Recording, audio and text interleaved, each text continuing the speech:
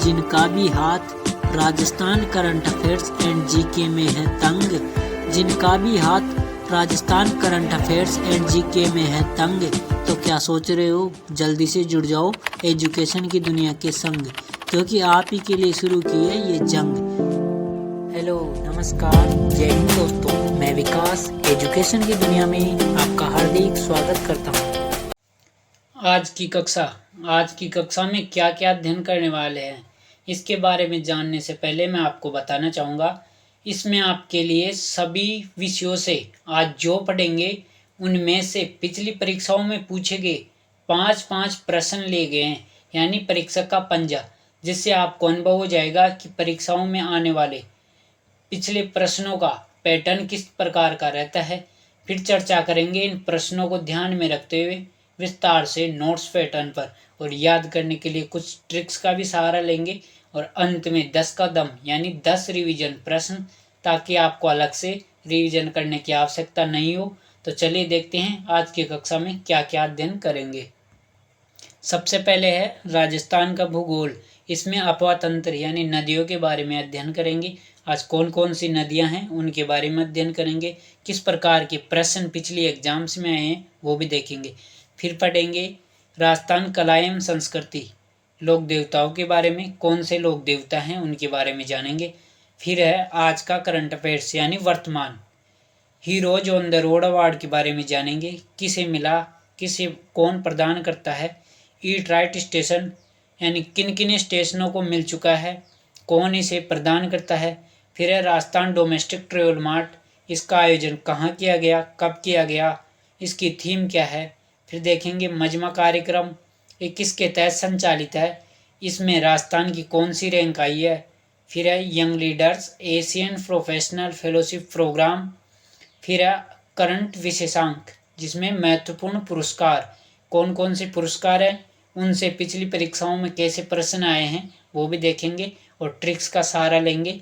तो आप देखते हैं आज का सुविचार। आज का सुविचार है वक्त को अपना वक्त बनाने में वक्त लगता है।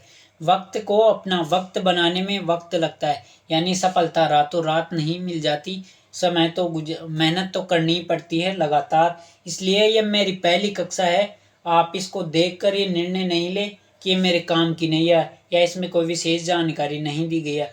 मैं आपको कहना चाहूँगा कम से कम 3 कक्षा लेकर देखें, फिर आपको समझ आ जाएगा परीक्षाओं में सफलता के लिए यह कितनी महत्वपूर्ण साबित होगी। तो चलिए आज की कक्षा की शुरुआत करते हैं। सबसे पहले अध्ययन करेंगे राजस्थान का भूगोल। उसमें देख लेते हैं परीक्षक का पंजा। निम्नलिखित में से कौन सी नदी आंतरिक अपवाह से संबंधित नहीं है। कौन सी नदी है जो आंतरिक अपवाह तंत्र से संबंधित नहीं है। वीडियो मेंस 2022 में आया है। साबी, गग्गर, कांतली या सागी, कौन सी नदी नहीं है, तो इसमें है सागी। इसके लिए एक ट्रिक भी देखेंगे, ये प्रश्न बहुत बार एग्जाम्स में आया हुआ है। अगला प्रश्न है शेखावटी प्रदेश के कौन से जिले में कोई भी नदी नहीं पाई जाती। संगणक परीक्षा 2018, इनमें से सिक्कर, झुंझुनू, चूरू, हनुमानगढ़, कौन सा जिला है जिसमें कोई भी नदी नहीं है। और ये 2 जिले हैं, एक तो है चूरू और दूसरा है बीकानेर। आगे देखते हैं राजस्थान में किस नदी को मृत नदी कहा जाता है। ये प्रश्न बहुत बार आया हुआ है। कृषायक 2018, संगणक 2018, सहायक कृषि अधिकारी 2018, 3 बार एग्जाम्स में आया लगातार 2018 में, तो महत्वपूर्ण हो गया ये। तो कौन सी मृत नदी कहलाती है, गग्गर, कांतली, बनास या चंबल। इसका सही जवाब होगा गग्गर नदी। अगला प्रश्न है सीकर जिले में कौन सी नदी का उद्गम होता है। 3rd ग्रेड शिक्षक 2013। साबी, रूपारेल, कांतली या गग्गर, कौन सी नदी का उद्गम सीकर से होता है। यह है कांतली नदी। इसके बारे में भी विस्तार से चर्चा करेंगे। अगला प्रश्न है कौन सी नदी राजस्थान में उत्तर दिशा से प्रवेश करती है। ये वीडियो मेंस 2022 में आया है। उत्तर दिशा से राजस्थान में प्रवेश चंबल का, माही का, गग्गर का या कांतली का, कौन सी नदी है, तो इसका जवाब होगा गग्गर। अब विस्तार से चर्चा कर लेते हैं। राजस्थान का अपवा तंत्र यानी नदियाँ, इसको राजस्थान के अपवा तंत्र को 3 भागों में बांटा गया है। किसके आधार पर?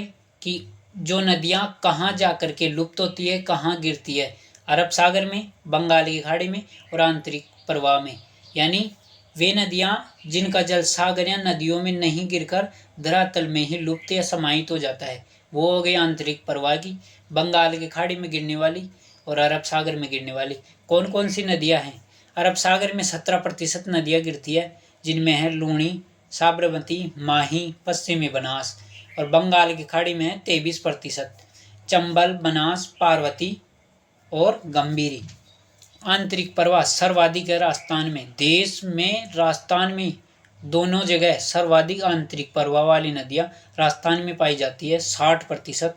घग्गर, कांतली, कांकनी, रूपनगढ़, मैथा, साबी, रूपारेल, काकुंड, खारी, खंडेला। और इससे बहुत बार प्रश्न भी आया हुआ है, हमने देखा भी था, और भी आगे प्रश्न है, तो इसके लिए एक ट्रिक भी देख लेते हैं। घर से निकालकर रूपा ने काकी की सभी दांतली। घर से निकालकर रूपा ने काकी की सभी दांतली कुंड में खड्डे के अंदर रख दी। कुंड में खड्डे के अंदर रख दी। घर से गग्गर, रूपा से रूपारेल और रूपा से रूपनगढ़ नदी, काकी से कांकनी नदी, सभी से साबी नदी, दांतली से कांतली नदी, कुंड से काकुंड नदी, में से मैथा नदी, खड्डे से खंडेला नदी और अंदर से आंतरिक अपवा तंत्र की।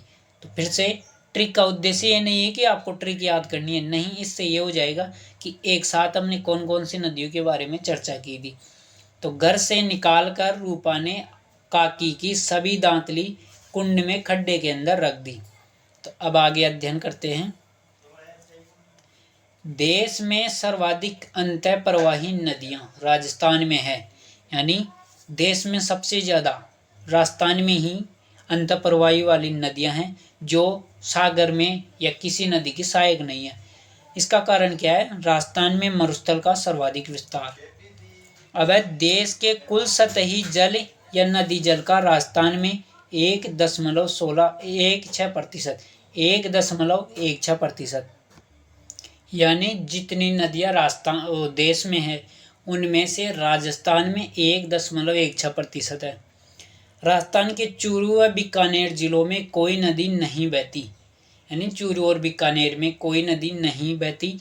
एक नदी है कांतली, वो चूरू की सीमा तक जाती है, चूरू की सीमा तक, लेकिन चूरू के अंदर प्रवेश नहीं करती, वहीं वो चूरू की सीमा पर ही समाप्त हो जाती है। तो चूरू व बीकानेर में कोई नदी नहीं बहती। अब देखते हैं विस्तार से आंतरिक प्रवाह की नदियों के बारे में। वे नदियां जिनका जल सागर या नदियों में नहीं गिरकर धरातल में ही लुप्त या समाहित हो जाता है, आंतरिक प्रवाह की नदियां कहलाती है। तो कौन कौन सी नदियां हैं उसके बारे में देखते हैं। पहली है कातली नदी, इसे मौसमी नदी भी कहते हैं। यह राजस्थान की आंतरिक अपवा तंत्र की पूर्णतः सबसे लंबी नदी है, यानी ये वो नदी है जिसका उद्गम भी राजस्थान से होता है और लुप्त भी राजस्थान में ही हो जाती है, यानी आंतरिक अपवा तंत्र की पूर्णतः सबसे लंबी नदी। तो देखते हैं, उद्गम होता है इसका खंडेला की पहाड़ियाँ सिक्कर से और विलुप्त होती है चूरू की सीमा पर। कहाँ? चूरू की सीमा पर खंडेला की पहाड़ियाँ सिक्कर से उद्गम। इसकी कुल लंबाई है 100 किलोमीटर। प्रवाह क्षेत्र कहलाता है तोरावाटी, यानी ये जहाँ जहाँ से प्रवाहित होती है उस जगह को तोरावाटी के नाम से जाना जाता है। कांतली नदी के किनारे गणेश्वर सभ्यता जो कहाँ है? सिक्कर में, और सोनारी सभ्यता जो कहाँ है? झुंझुनू में, ये इनके किनारे है। यह नदी झुंझुनू जिले को 2 भागों में विभाजित करती है। कौन सी? कांतली, दांतली से झुंझुनू को 2 भागों में झुन कर दिया। अब ट्रिक देख लेते हैं इसके लिए भी। खंडेला से गणेश सुनार की दांतली 100 रुपये में लाता है। खंडेला से गणेश सुनार की दांतली 100 रुपये में लाता है, लेकिन ये चूरू की सीमा पर पूर्णतः खो गई। खंडेला की पहाड़ या सिक्कर से उद्गम, गणेश्वर सभ्यता, सुनारी सभ्यता, दांतली से कांतली नदी 100 किलोमीटर और चूरू की सीमा पर पूर्णतः खो गई, यानी आंतरिक अपवा तंत्र की पूर्णतः सबसे लंबी नदी। अब आगे अगली नदी के बारे में चर्चा करते हैं। अब है गग्गर नदी। आंतरिक प्रवाह की देश की सबसे लंबी नदी, यानी राजस्थान की नहीं बल्कि देश की भी सबसे लंबी नदी है आंतरिक प्रवाह की, और पूर्णतः जिसका उद्गम राजस्थान से और विलुप्त भी राजस्थान में, वो है कांतली। तो इसका उद्गम होता है कालका पहाड़ी शिवालिक श्रेणी हिमाचल प्रदेश से। कहाँ? कालका पहाड़ी शिवालिक श्रेणी हिमाचल प्रदेश से। इसकी कुल लंबाई है 465 किलोमीटर और राजस्थान में 120 किलोमीटर। यह नदी राजस्थान में उत्तरी दिशा से प्रवेश करती है, यानी राजस्थान के उत्तर से प्रवेश करती है। प्रवाह क्षेत्र कहाँ कहाँ है? स्थान तो श्री गंगानगर व हनुमानगढ़ में। राजस्थान में श्री गंगानगर व हनुमानगढ़ में घग्गर नदी प्रवाहित होती है, और इसके प्रवाह क्षेत्र को कहते हैं राजस्थान में नाली और पाकिस्तान में हकरा। पाकिस्तान में हकरा और राजस्थान में नाली।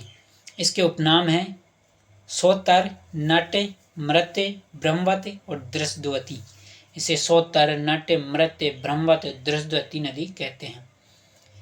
नाली प्रदेश, नाली प्रदेश में सर्वाधिक चावल की खेती होती है, जिसे राइस बेल्ट भी कहते हैं, यानी घग्गर नदी का प्रवाह क्षेत्र नाली कहलाता है, और नाली में सर्वाधिक चावल की खेती की जाती है, इसलिए इसे राइस बेल्ट भी कहते हैं। इसके किनारे सभ्यताएं हैं कालीबंगा, पीलीबंगा, रंगमहल और दुर्ग है बटनेर दुर्ग, हनुमानगढ़। घग्गर का मैदान बग्गी के नाम से जाना जाता है। घग्गर का मैदान बग्गी के नाम से जाना जाता है। इसका उद्गम तो कालका पहाड़ी शिवालिक श्रेणी हिमाचल प्रदेश से होता है, लेकिन राजस्थान में कहाँ से प्रवेश करती है? ये है तलवाड़ा गांव, टिब्बी तहसील, हनुमानगढ़ से। तलवाड़ा गांव, टिब्बी तहसील, हनुमानगढ़। और राजस्थान की सबसे नीची झील कौन सी है? तलवाड़ा झील, जो कहाँ है? तलवाड़ा गांव में। इसका अंतिम स्थान कहाँ है? यानी घग्गर नदी अंतिम स्थान कहाँ तक जाती है? फोर्ट अब्बास, पाकिस्तान तक। और वो कब जाती है? जब घग्गर में या तो बाढ़ आ जाती है या नदी उफान के समय होती है, तब इसका पानी फोर्ट अब्बास, पाकिस्तान तक जाता है। अब ट्रिक देख लेते हैं। कल शिवजी हिमाचल से काले पीले रंग का घाघरा लाए। कल शिवजी हिमाचल से काले पीले रंग का घाघरा लाए। कल से कालका पहाड़ी, शिवजी से शिवालिक श्रेणी, हिमाचल से हिमाचल प्रदेश, काले से कालीबंगा, पीले से पीलीबंगा, रंग से रंगमहल। ये 3 सभ्यताएं हो गई। और घाघरा से घग्गर नदी, और लाए से उद्गम, यानी लाना कहाँ से? उद्गम। तो कालका पहाड़ी शिवालिक श्रेणी हिमाचल प्रदेश से घग्गर नदी का उद्गम। अब इसके उपनाम की ट्रिक है। सोन घर पर मृत्य ब्रह्मा का दोषी है। सोन घर पर मृत्य ब्रह्मा का दोषी है। सो से सोतर नदी, न से नट नदी, घर से घग्गर नदी, मृत से मृत नदी, ब्रह्मा से ब्रह्मवती और दोषी से दृष्टवती। तो आइए अब करते हैं लोक देवताओं के बारे में चर्चा। पहले इसका 10 का दम भूगोल का रिवीजन प्रश्न देख लेते हैं। आपको उत्तर सोचना है ताकि आपका गलत भी हो तो वो याद रह जाएगा। फिर आंतरिक प्रवाह की सबसे बड़ी नदी है JEN 2016। कौन सी नदी थी? घग्गर। निम्न में से कौन सी राजस्थान की अंतः प्रवाही नदी नहीं है? शिक्षक 2nd ग्रेड 2017। कांतली, कांकनी, सागी, घग्गर। कौन सी नहीं है? तो इसमें सागी नहीं है। तो ट्रिक दोबारा बोल देता हूँ। इसकी ट्रिक थी घर से निकालकर रूपा ने काकी की सभी दांतली कुंड में खड्डे के अंदर रख दी। घर से घग्गर, रूपा से रूपारेल और रूपनगढ़, काकी से काकनी, सभी से साबी, दांतली से कांतली, कुंड से काकुंड, में से मेथा, खड्डे से खंडेला और अंदर से आंतरिक अपवागी नदियाँ। तो इसमें सागी नहीं है, साबी है, सागी नहीं है। राजस्थान में घग्गर नदी का प्रवाह क्षेत्र कहलाता है RSRTC 2013। ये राजस्थान रोडवेज बस कर्मचारियों की जो भर्ती होती है उसमें आया हुआ है। तो घग्गर नदी का प्रवाह क्षेत्र कहलाता है नाली प्रदेश। पूर्व में जब घग्गर नदी बाढ़ के उफान में होती थी तो कहाँ तक पहुँच जाती थी? RS pre 2007। कहाँ तक जाता था इसका पानी? फोर्ट अब्बास, पाकिस्तान। फोर्ट अब्बास, पाकिस्तान तक बाढ़ का ये घग्गर नदी का बाढ़ के समय पानी जाता था। अगला प्रश्न है निम्न में से कौन सी राजस्थान में आंतरिक अपवाह की नदी नहीं है? रिटमेंस गणित विज्ञान 2023 अभी आया है। कौन सी नदी आंतरिक अपवाह की नहीं है? कांतली, साबी, मसूरदी या जाखम। ये मसूरदी कांकनी नदी का ही उपनाम है। किसका? काकनी का। तो कौन सी नहीं है इसमें? जाखम। जाखम आंतरिक अपवाह की नहीं है। राजस्थान के जिले जहां कोई नदी प्रवाहित नहीं होती है, कौन कौन से जिले थे? चूरू और बीकानेर। राजस्थान की आंतरिक अपवाह तंत्र की पूर्णतः सबसे लंबी नदी वो कौन सी थी? कांतली। गग्गर नदी का राजस्थान में प्रवेश कहाँ से होता है? तलवाड़ा गांव, टिब्बी तहसील और हनुमानगढ़। गग्गर नदी की लंबाई, चलिए सोचिए इसके बारे में। कुल लंबाई कितनी है और राजस्थान में कितनी है? कुल तो है 465 किलोमीटर और राजस्थान में 120 किलोमीटर। गग्गर व कांतली नदी का उद्गम गग्गर का कहाँ से होता है? काल का पहाड़ी, कल शिवजी शिवालिक श्रेणी और हिमाचल प्रदेश से। कल शिवजी हिमाचल प्रदेश से घाघरा लाए काला पीले रंग का, और कांतली का खंडेला से गणेश सुनार से 100 रुपये में दांत ले लाता है खंडेला से। तो अब देखते हैं लोक देवताओं के बारे में। पहले है परीक्षक का पंजा।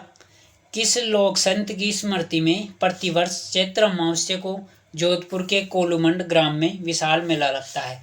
स्कूल व्याख्याता 2022। कौन से लोक देवता है जिनका चैत्र अमावस्या को कोलूमंड ग्राम जोधपुर में मेला लगता है? इसका सही जवाब है पापू जी। निम्न में से किस लोक देवता का मुख्य मंदिर कोलू में है? सहायक कृषि अधिकारी 2022 में है। गोगा जी, तेजा जी, मल्लिनाथ जी या पापू जी? इसका सही जवाब है पापू जी। अगला प्रश्न है, निम्न में से किसे मारवाड़ में सर्वप्रथम ऊंट लाने का श्रेय दिया जाता है? ग्राम विकास अधिकारी 2021। गोगा जी, पापू जी, देवनारायण जी, तेजा जी? पापू जी। निम्न में से कौन से लोक देवता लक्ष्मण का अवतार के रूप में जाने जाते हैं? शिक्षक ग्रेड सेकंड 2017। रामदेव जी, हड़बू जी, मेहा जी, मांगलिया, पापू जी? तो इसका भी जवाब होगा पापू जी। मोड़जियासिया द्वारा रचित ग्रंथ जो लोक देवता पापू जी से संबंधित है, यानी मोड़जियासिया ने पापू जी से संबंधित कौन से ग्रंथ की रचना की है? Pre BEd 1996। पापूजीरा छंद, पापूजीरा दोहा, पापूजीरी गाथा, पापू प्रकाश ग्रंथ? तो इसका सही जवाब है पापू प्रकाश ग्रंथ। अब पापू जी के बारे में विस्तार से चर्चा कर लेते हैं। लोक देवता, सबसे पहला प्रश्न आता है कि पंचपीरों में कौन से लोक देवता शामिल नहीं है? तो पापू जी, रामदेव जी, गोगा जी, हड़बू जी, मेहा जी, मांगलिया, ये पंचपीरों में शामिल है। तेजा जी और देवनारायण जी ये दोनों नहीं है, और एग्जामिनर जानबूझ के इनका नाम देता ही है और उससे गलती होने की संभावना ज़्यादा रहती है। तो पापू जी, रामदेव जी, गोगा जी, हड़बू जी, मेहा जी, मांगलिया पांचों पंचपीरों में शामिल है। अध्ययन करते हैं पापू जी के बारे में। जन्म 1239 ईस्वी, 1296 विक्रम संवत, चैत्र अमावस्या को कोलूमंड गांव फलोदी जोधपुर में हुआ। इनके पिता का नाम दांदल जी राठौड़, माता कमला दे और पत्नी फूलम दे। इनके उपनाम हैं ऊंटों के देवता गोरक्षक, प्लेग रक्षक, लक्ष्मण का अवतार, हाड़फाड़ के देवता वचन पालक और शरणागत के रक्षक, अछूत उद्धारक। इनमें से मुख्यतः ऊंटों के देवता, प्लेग रक्षक, लक्ष्मण का अवतार यही ज़्यादातर पूछे जाते हैं, याद रखने ही हैं ये तो। इनके प्रतीक चिन्ह भाला लिए अश्वारोही या भाला यानी घोड़ी पर हाथ में भाला लिए हुए इनका प्रतीक चिन्ह होता है। बहन थी सोहनबाई, जिनके पति जिंदराव खींची जायल नागौर के शासक। इनकी घोड़ी का नाम केसर कालमी देवल चारणी की थी, जो देवल चारणी से ली थी। युद्ध क्यों हुआ, किन के मध्य हुआ? पापू जी और जिंदराव खींची के मध्य स्थान देचू गांव जोधपुर में। इसमें पापू जी शहीद हो गए थे 1276 ईस्वी में। जब जिंदराव खींची ने देवल चारणी से केसर काले में घोड़ी लेने के लिए कही, तो देवल चारणी ने जिंदराव खींची को मना कर दिया। लेकिन पापू जी ने मांगी तो पापू जी को दे दी। तो जिंदराव खींची ने बदला लेने के लिए देवल चारण ने जब पापू जी को घोड़ी दी थी तो एक शर्त पे दी थी, वचन लिया था कि मेरी गायों की रक्षा आप करेंगे किसी भी परिस्थिति में। तो जिंदराव खींची ने जिस दिन पापू जी की शादी हो रही थी उस दिन देवल चारण की गायें चुरा ली। उसी समय जब ये पापू जी को पता चलता है तो फूलमदे के साथ 3.5 फेरे ले चुके थे, लेकिन इन्होंने वचन दिया हुआ था तो ये अपनी गाय इनकी देवल चारणी की गायों की रक्षा करने के लिए शादी के मंडप से निकल गए और वहां जिंदराव खींची के साथ युद्ध हुआ इनका देचू गांव जोधपुर में, और पापू जी शहीद हो गए 1276 में। इनके सहयोगी युद्ध में थे चांदा जी, हरमाल जी, सलमू जी और डेम्बू जी। पापू जी के अनुयायी शादी में 3.5 फेरे लेते हैं, यह आपको पता चल गया क्योंकि 3.5 फेरे लिए थे फूलमदे के साथ। पापू जी से संबंधित रचनाएं कौन कौन सी है? पापू प्रकाश ग्रंथ मोड़ जी आसिया ने लिखा। पापू के प्रकाश से मोड़ दी आस, मोड़ दी आस। पापू के प्रकाश ने मोड़ दी आस, यानी उम्मीद मोड़ दी पापू जी के प्रकाश ने। पापू जी रा छंद मेहा बिठू जी ने लिखा। फड़ सबसे लोकप्रिय फड़ है पापू जी की। इसका वाचन नायक या आयड़ जाति की बोपा करते हैं, जिसमें वाद्यंतर रावणत्ता का प्रयोग होता है और ऊंट के बीमार होने पर यह की जाती है। लेकिन सबसे लंबी फड़ 25 हाथ की देवनारायण जी की। सबसे छोटी फड़ 2x2 यानी 2 फीट लंबी 2 फीट चौड़ी, ये भी देवनारायण जी की है, जिस पर 2 सितंबर 1992 को 5 रुपए का डाक टिकट जारी किया जा चुका है। अब पापू जी के पवाड़े या गाथा गीत, ये रायका व रेबारी जाति गाती है, जिसे माठ वाद्य यंत्र से इसमें प्रयोग होता है। मारवाड़ में सर्वप्रथम ऊंट व सांडे लाने का श्रेय पापू जी को जाता है। ये कहाँ से लाए थे? सिंध से लाए थे मारवाड़ में। इनका मुख्य मंदिर है कोलुमंड फलोदी गांव जोधपुर में, जहां मेला बढ़ता है चैत्र अमावस्या को प्रतिवर्ष, और उसमें नृत्य किया जाता है थाली नृत्य, और 13 ताली नृत्य रामदेव जी के मेले में किया जाता है। मौत का बदला यानी पापू जी की मौत का बदला रूपनाथ जी ने लिया, जो इनके बड़े भाई बूढ़ू जी के पुत्र थे, जिंदराव खींची को मार गए। जोधा का पापा धंधा करता कमल के फूल का, जोधा का पापा धंधा करता कमल के फूल का, और केसर देकर लक्ष्मण के ऊंट की प्लेग से रक्षा करता है, और केसर देकर लक्ष्मण के ऊंट की प्लेग से रक्षा करता है। जोधा से जोधपुर फलोदी जोधपुर, का से कोलुमंड इनका जन्म हुआ। किनका? पापा से पापू जी, और पापा से धंधा दांदल जी, इनके पापा का नाम दांदल जी। कमल से कमला दे, फूल से फूलम दे, इनकी पत्नी का नाम कमला दे, इनकी माता का नाम।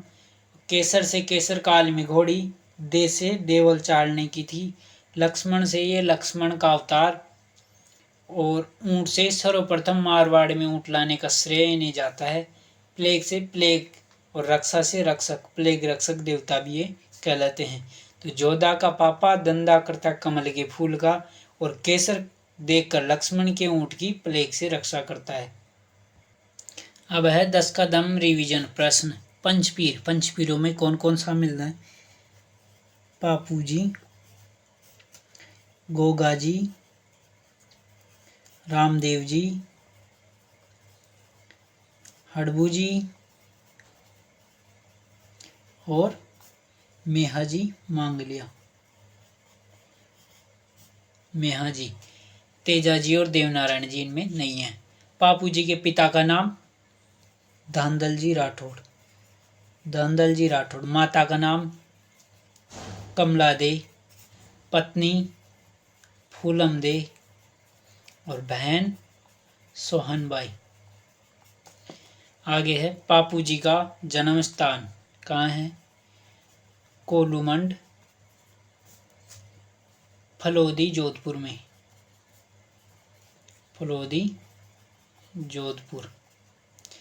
पापू जी का जन्म समय चैत्र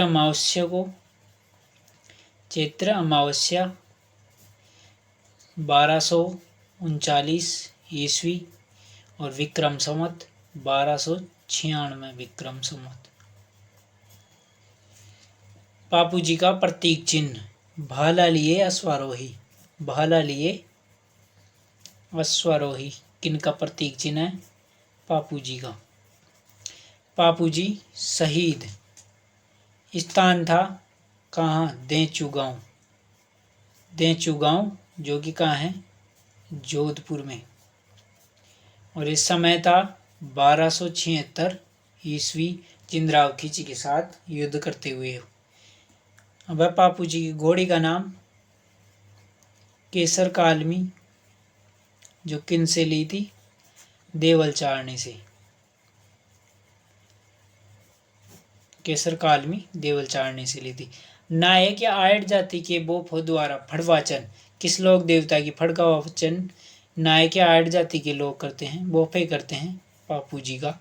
वाद्यंत्र प्रयोग में लिया जाता है रावण हत्ता। बापू जी का मेला स्थान कोलूमंड फलोदी जोधपुर, कोलूमंड फलोदी जोधपुर। प्रतिवर्ष चैत्र अमावस्या को, प्रतिवर्ष चैत्र अमावस्या और नृत्य किया जाता है थाली। बापू जी को सर्वप्रथम कहाँ पर ऊंट लाने का श्रेय दिया जाता है? कहाँ लाए थे सर्वप्रथम? मारवाड़ में। अब है आज का करंट अफेयर्स। राष्ट्रीय स्तर पर heroes on the road award ये प्रदान करता है state road transport undertaking association. ये इस वर्ष किन्हें प्रदान किया गया है? सियाराम चौधरी को। ये कौन थे?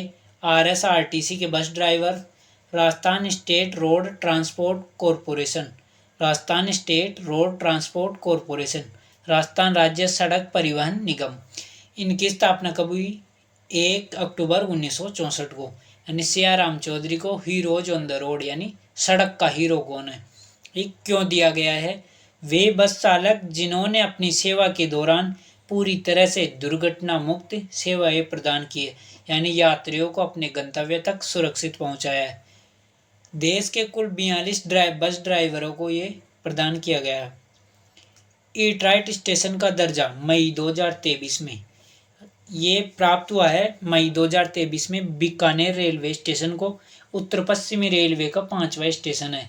पूरे भारत में 18 रेलवे जोन है, जिनमें से एक राजस्थान में उत्तर पश्चिमी रेलवे जोन है जिसका मुख्यालय जयपुर में है, और उसी का एक रेलवे स्टेशन है बीकानेर, जिन्हें मई 2023 में ईट राइट स्टेशन का दर्जा दिया गया है।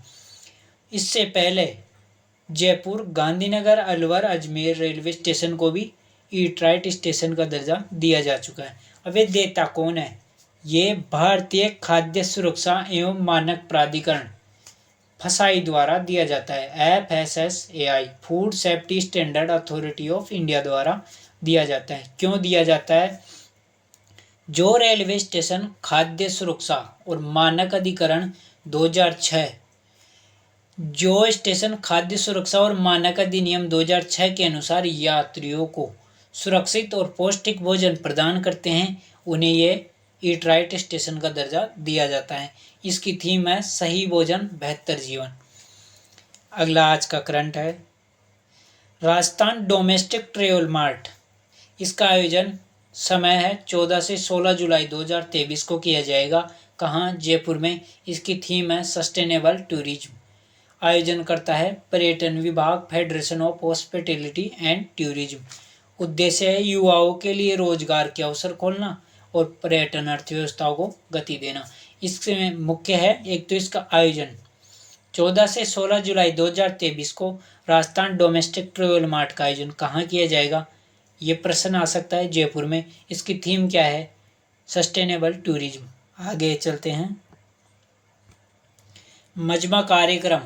ये मजमा कार्यक्रम स्मार्ट सिटी परियोजना के तहत संचालित किया गया है। तो स्मार्ट सिटी परियोजना क्या है? ये 25 जनवरी 2015 से शुरू की गई थी। इसका उद्देश्य देश भर के 100 स्मार्ट सिटी बनाना, जहां सभी प्रकार की सुविधाएं उपलब्ध हों। प्रथम स्मार्ट सिटी थी भुवनेश्वर, उड़ीसा, और राजस्थान के भी 4 शहर शामिल हैं इनमें, जयपुर, उदयपुर, कोटा और अजमेर। तो इसी के तहत एक मजमा कार्यक्रम हुआ जिसमें प्रदर्शनी का आयोजन किया गया। उसके में राजस्थान का देश में तीसरा स्थान रहा और देश में शहरों की कैटेगरी में जयपुर का 13वां स्थान रहा। तो इसमें मुख्य है स्मार्ट सिटी परियोजना के तहत मजमा कार्यक्रम में आयोजित प्रदर्शनी में राजस्थान का देश में कौन सा स्थान रहा? तीसरा। कैसे याद रखेंगे? इसमें 3 अक्षर है, मैं जय माँ, तो यहाँ भी तीसरा राजस्थान का। आगे है राजस्थान से young leaders Asian professional fellowship programme में चयन। किनका चयन हुआ है? आकांक्षा गोस्वामी का। इनका संबंध है जयपुर से। ये प्रोग्राम है अमेरिका का, young leaders Asian professional fellowship programme. इसका कारण क्या है चयन का? किस आधार पर चयन होता है?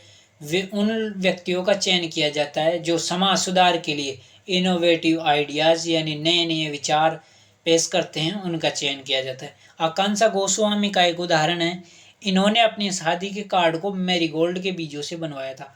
किससे? मैरीगोल्ड के बीजों से। ये मैरीगोल्ड एक पौधा होता है जिसे एक गमले में डालकर रोज पानी देने से मैरीगोल्ड का पौधा बन जाएगा। यानी ज़्यादातर क्या करते हैं, जब तक प्रोग्राम रहता है नहीं होता तब तक कार्ड सुरक्षित रखते हैं, लेकिन उसके बाद उसे डस्टबिन में फेंक देते हैं। तो इन्होंने आइडिया लगाया, उसे मैरीगोल्ड के बीजों से बनाया और कहा कि आप इसे डस्टबिन में फेंकने के बजाय एक गमले में डालिए और उसमें ये रोज पानी देंगे तो ये मैरीगोल्ड का पौधा बन जाएगा। तो अब आज का महत्वपूर्ण पुरस्कारों के बारे में चर्चा कर लेते हैं।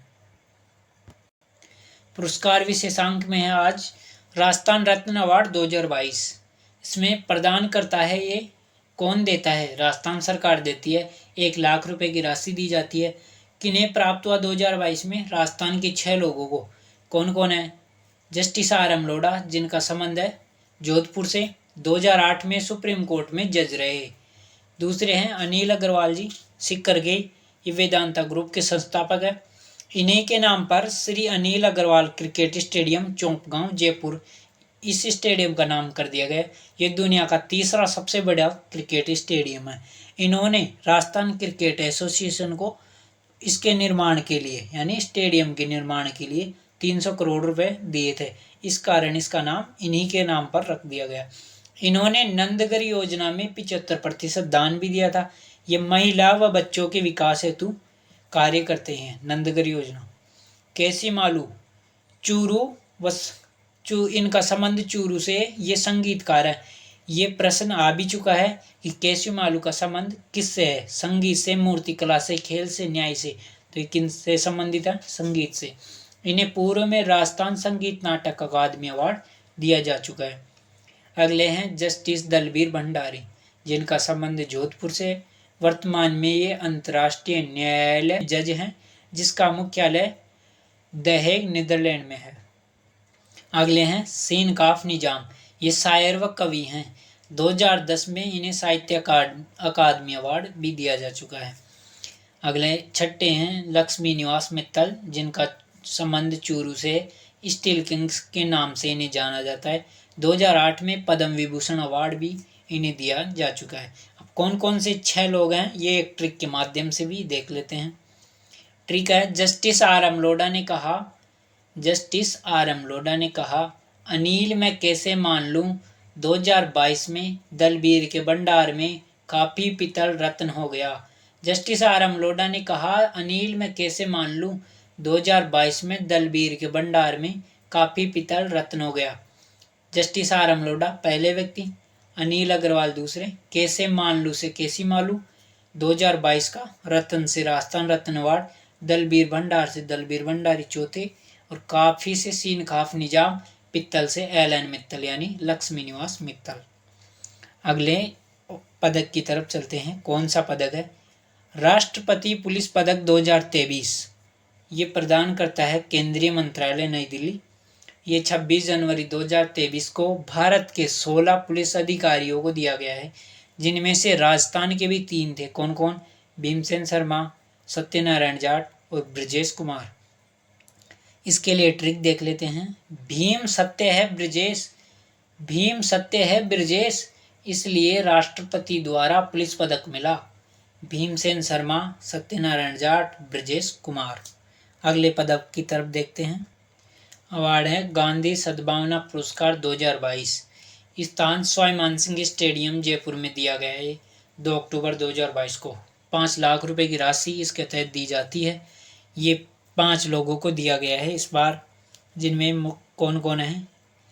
नेमीचंद जैन भावुक, जोधपुर के, इन्हें मरणोपरांत दिया गया, यानी इनकी मृत्यु हो चुकी थी उसके बाद ये अवार्ड मिला इनको। डॉक्टर SN सुब्बाराव, ये बेंगलुरु के हैं, इन्हें मरणोपरांत दिया गया है। डॉक्टर DR मेहता, ये जोधपुर के हैं। अमरनाथ भाई, ये विनोबा भावे जी के आंदोलनों से प्रभावित है। विनोबा भावे जी का आंदोलन है एक भूदान आंदोलन। श्री कुमार प्रशांत, ये कवि व लेखक और गांधीवादी विचारक हैं। इसमें भी एक प्रश्न है अभी रिट में, वो था कि कितने लोगों को गांधी सद्भावना पुरस्कार से सम्मानित किया गया। तो ये थे 5 लोग। प्रश्न भी देखेंगे आगे। इसके लिए भी एक ट्रिक है। गांधी के मरने पर सुबह नेमीचंद भावुक हुए। गांधी के मरने पर सुबह नेमीचंद भावुक हुए तो डॉक्टर DR मेहता ने अमर होने की भावना से शांत करवाया। गांधी सद्भावना पुरस्कार, गांधी भावना से सद्भावना और मरने से मरणोपरांत किन्हें दिया गया। SN सुब्बाराव, नेमीचंद जैन भावुक। एक है डॉक्टर DR मेहता, अमरनाथ भाई और शांत से प्रशांत कुमार, वो कुमार प्रशांत। अगला अवार्ड है पद्मश्री सम्मान 2023। प्रदान कर केंद्र सरकार द्वारा दिया जाता है, राष्ट्रपति के हाथों से ये मिलता है। 22 मार्च 2023 को इस बार दिया गया। 2023 में कुल 9 पद्म भूषण, 6 पद्म विभूषण और 91 पद्मश्री दिए गए, जिनमें से राजस्थान के भी 4 हस्तियों को पद्मश्री दिया गया है। कौन कौन है। राकेश झुनझुनवाला, मलीसर झुंझुनू से इनका संबंध है, इन्हें मरणोपरांत दिया गया है। लक्ष्मण सिंह, इनका संबंध जयपुर से, ये पर्यावरण व जल संरक्षण के लिए कार्य करते रहते हैं। मूलचंद लोढ़ा, ये डूंगरपुर के हैं, आदिवासी उत्थान के लिए इन्हें दिया गया है। ये मुफ्त में नेत्र ऑपरेशन भी करवाते रहते हैं। अहमद हुसैन व मोहम्मद हुसैन, इनका संबंध जयपुर से, इन्हें यह अवार्ड संयुक्त रूप से दिया गया है। गजल गायक व शास्त्रीय संगीत इनसे संबंधित इनका संबंध है जयपुर घराने से। आगे इनकी ट्रिक देख लेते हैं। श्री राकेश अहम है हुसन वाले लक्ष्मण लोढ़ा के लिए। श्री राकेश अहम है हुसन वाले लक्ष्मण लोढ़ा के लिए। श्री से पद्मश्री, राकेश से राकेश झुनझुनवाला, अहम से अहमद हुसैन और मोहम्मद हुसैन, लक्ष्मण सिंह और मूलचंद लोढ़ा। 2022 में किन्हें किन्हें दिया गया ये। 2022 में था पद्म भूषण दिया गया 2 को। राजीव महर्षि, राजस्थान के मुख्य सचिव रह चुके हैं, और देवेंद्र झांझड़िया, खेल के क्षेत्र में इनका संबंध है भाला से। और पद्मश्री दिया गया 3 को। अवनी लेखराज, जिनका संबंध है शूटिंग से, ये खेल के क्षेत्र में मिला इनको। एक है चंद्र प्रकाश द्विवेदी, जिनका संबंध कला के क्षेत्र से, और एक है रामदयाल शर्मा, जिनका संबंध कला के क्षेत्र से। अब है 10 का दम रिवीजन प्रश्न। राजस्थान रत्न पुरस्कार प्राप्त करने वाले केसी मालू किस क्षेत्र से संबंधित है। रिटमेंस 2022 सामाजिक विज्ञान के पेपर में आया है। संगीत, न्याय, मूर्तिकला, खेल। अभी देखा संगीत से केसी मालू का संबंध चूरू जिले से है। 2 अक्टूबर 2022 को खालिस्तान यानी कितने लोगों को गांधी सद्भावना सम्मान से सम्मानित किया गया है। रिटमेंस 2022 संस्कृत 4, 5, 9 या 10। तो अभी देखा 5 लोगों को। अब है राष्ट्रपति पुलिस पदक 2023। राजस्थान के 3 लोगों को, भीमसेन शर्मा, सत्यनारायण जाट और ब्रजेश कुमार। ट्रिक थी भीम सत्य है ब्रजेश, इसलिए राष्ट्रपति पुलिस पदक पर मिला। अब है पद्मश्री सम्मान 2023। राजस्थान के कितने लोगों को दिया गया ये। 4 हैं। कौन कौन। राकेश झुनझुनवाला, अहमद हुसैन और मोहम्मद हुसैन। इन्हें संयुक्त रूप से एक है लक्ष्मण सिंह और मूलचंद लोढ़ा। अब है राजस्थान रत्न अवार्ड 2022, ये किन्हें मिला? 6 लोगों को दिया गया। कौन कौन है? जस्टिस आर एम लोढ़ा ने कहा, अनिल कैसे मान लूं 2022 में दलबीर के भंडार में काफी सीन काफ निजाम, काफी पितल यानी एलन मित्तल, लक्ष्मी निवास मित्तल, इन 6 लोगों को मिला। Justice R M Lodha, Anil Agarwal, K C Malu, Dalbir Bhandari, Sheen Kaaf Nizam और एलन मित्तल। सियाराम चौधरी, इन्हें कौन सा अवार्ड दिया गया? Heroes on the road.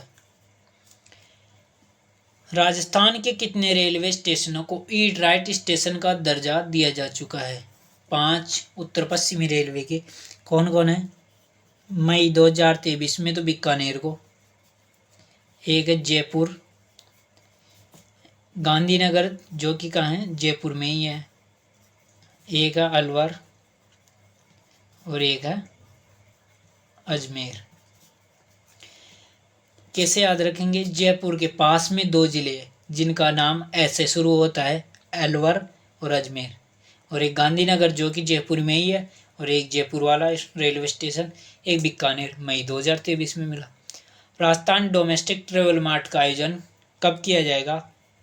14 से 16 जुलाई 2023 को।